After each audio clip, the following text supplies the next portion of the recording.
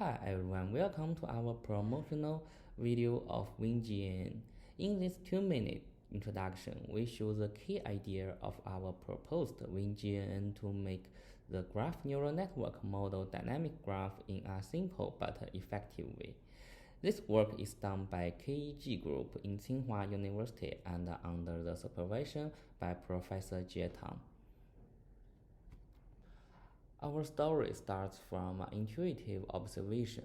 To generate representation embedding of a dynamic graph, it is supposed to have two types of encoders to do this job.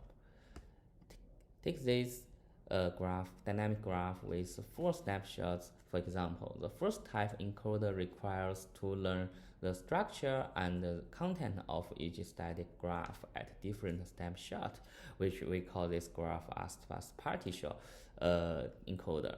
Then we need the other temporal encoder to learn the evolution in between each snapshot. That is the graph dynamics.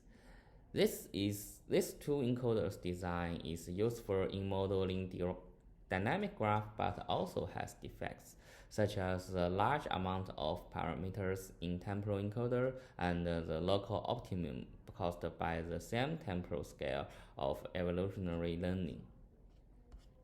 Therefore, considering that the temporal causes too many problems, we doubt whether we can totally remove this such part in the dynamic graph neural networks. In our solution, we design a random window-based approach. Take this dynamic graph with snapshots, for example. We use a window with random size to collect a few snapshots, then using a GNN to try on each snapshot. The loss gradient is not only backpropagated to the GNN for the next snapshot, but also collected for a fusion.